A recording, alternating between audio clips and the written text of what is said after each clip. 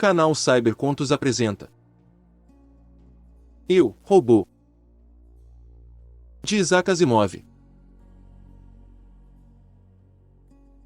Introdução.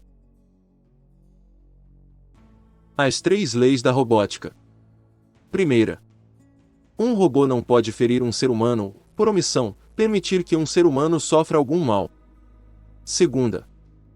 Um robô deve obedecer às ordens que lhe sejam dadas por seres humanos, exceto nos casos em que tais ordens contrariem a primeira lei. Terceira. Um robô deve proteger sua própria existência, desde que tal proteção não entre em conflito com a primeira e a segunda leis. Manual de Robótica 56ª edição, ano 2058 d.C. Olhei para minhas anotações e não gostei delas.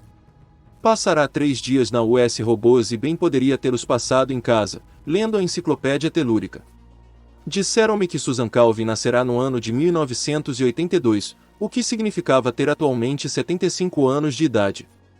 Todos sabiam. De forma bastante adequada, a US Robôs e Homens Mecânicos S.A. também tinha 75 anos, pois fora exatamente no ano de nascimento da doutora Calvin que Lawrence Robertson dera entrada nos primeiros documentos de incorporação da firma que eventualmente viria a ser o mais estranho gigante industrial da história humana. Bem, todos também sabiam disso. Aos 20 anos, Susan Calvin tomará parte no seminário particular de psicomatemática, no qual o Dr. Alfred Lanin, da US Robôs, fez a demonstração do primeiro robô móvel equipado com voz. Era um robô grande, feio e desajeitado, recendendo a óleo lubrificante destinado a trabalhar nas minas projetadas para Mercúrio. Mas era capaz de falar e fazer sentido. Susan nada dissera durante o seminário, também não tomou parte na acalorada polêmica que se seguiu a ele. Era uma jovem fria, de feições comuns e desprovida de encanto, que tratava de proteger-se contra um mundo do qual não gostava, por meio de um semblante inexpressivo e de uma inteligência hipertrofiada. Todavia, enquanto observava e escutava as discussões, sentiu os primeiros indícios de um frio entusiasmo. Obteve o diploma de bacharel na Universidade de Colômbia, em 2003, e iniciou um curso de doutorado em cibernética. Tudo o que fora realizado em meados do século XX em matéria de máquinas calculadoras, foi revolucionado por Robertson e seus banhos cerebrais positrônicos. Os quilômetros de circuitos e fotocélulas deram lugar ao globo esponjoso de platinerídeo de tamanho aproximado de um cérebro humano. Susan aprendeu a calcular os parâmetros necessários para fixar as possíveis variáveis no interior do cérebro positrônico, a projetar no papel esses cérebros, de modo que as reações aos estímulos pudessem ser previstas com precisão. Em 2008, obteve seu diploma de doutorado e ingressou no quadro da US Robôs, na qualidade de robopsicóloga, tornando-se a primeira grande especialista na nova ciência. Lawrence Robertson ainda era o presidente da organização, Alfred Lanin tornará-se diretor de pesquisas. Durante os 50 anos seguintes, Susan Calvin viu a direção do progresso humano mudar e dar um grande salto à frente. Agora, ia aposentar-se pelo menos, procurava retirar-se do trabalho tanto quanto possível. No mínimo, permitia que o nome de outra pessoa fosse colocado na porta de seu antigo escritório. Isso, essencialmente, era o que eu conseguirá saber. Tinha comigo uma longa lista de seus trabalhos e das patentes registradas em seu nome, possuía os detalhes cronológicos de suas promoções. Em resumo, sabia todas as minúcias de seu currículo vitae profissional. Mas não era isso que eu desejava.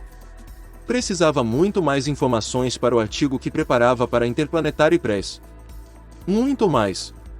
Foi o que expliquei a ela.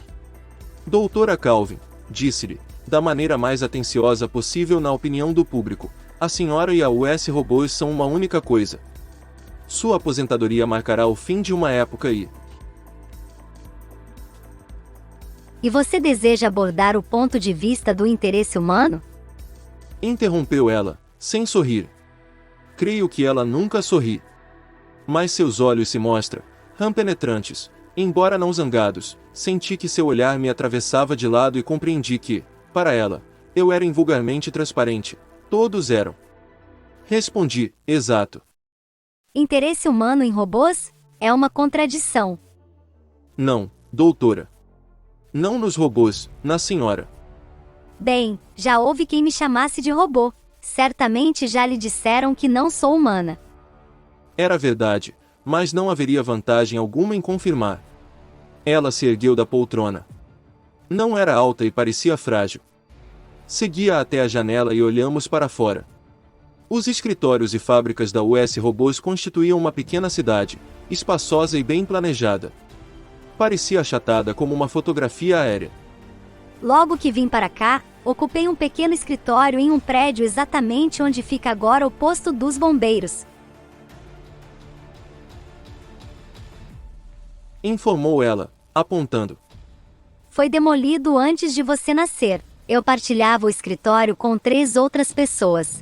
Possuía, então, apenas meia mesa. Construímos nossos robôs em um só prédio. A produção era de 3 robôs por semana. Agora, veja como somos. 50 anos é muito tempo, comentei eu, tolamente. Não quando se olha para trás, a fim de vê-los então, indaga-se como desapareceram tão depressa. Voltou à mesa de trabalho e sentou-se. Seu rosto não precisava de expressão para fazê-la parecer triste. Quantos anos tem? Indagou. 32, respondi. Então não se lembra de como o mundo era sem os robôs. Houve uma época em que a humanidade encarava o universo sozinha, sem um amigo. Agora, o homem possui criaturas para ajudá-lo, criaturas mais fortes do que ele, mais fiéis, mais úteis e absolutamente devotadas a ele. A espécie humana já não está sozinha. Já encarou o assunto sob este prisma? Temo que não. Posso citar suas palavras. Pode. Para você, um robô é um robô. Engrenagens e metal, eletricidade e positrons. Mente e ferro. Feitos pelo homem. Caso necessário, destruídos pelo homem. Mas você não trabalhou com eles, de modo que não os conhece. São uma raça mais limpa e melhor do que a nossa. Tentei induzi-la a prosseguir. Gostaríamos de ouvir alguma das coisas que a senhora pode contar, de conhecer sua opinião sobre os robôs. A Interplanetary Press alcança todo o sistema solar. A audiência potencial é de 3 bilhões de pessoas, doutora Calvin. Elas deveriam saber o que a senhora poderia contar sobre os robôs. Não era necessário induzi-la. Ela nem mesmo me ouviu, mas prosseguiu na direção correta. Poderiam saber desde o começo. Venderam-se robôs para uso na Terra, então, antes mesmo do meu tempo. Naturalmente tratava-se na época de robôs que não falavam. Posteriormente, os robôs tornaram-se mais humanos e surgiu a oposição. Como é natural, os sindicatos opunham-se à competição que os robôs ofereciam aos homens em questão de trabalho. Vários setores da opinião pública tinham objeções de ordem religiosa e supersticiosa. Foi do bem ridículo e inútil. Não obstante, existiu. Eu registrava todas as suas palavras em minha máquina taquigráfica de bolso, procurando ocultar os movimentos de meus dedos. Com um pouco de prática, é possível registrar acuradamente sem retirar o aparelho do bolso. Veja o caso de Robbie, por exemplo. Não cheguei a conhecê-lo. Foi desmontado 1 ano antes de meu ingresso na companhia. Já estava irremediavelmente obsoleto. Mas vi a menina no museu. Interrompeu-se, preferi não dizer coisa alguma. Deixei que seus olhos se enevoassem e sua mente voltasse ao passado. Era um longo tempo a percorrer. Ouvi a história mais tarde. Sempre que nos chamavam de blasfemos e criadores de demônios, eu me lembrava dele. Robbie era um robô mudo, não tinha voz. Foi fabricado e vendido em 1996. Era a época anterior à extrema especialização, de modo que foi vendido como babá.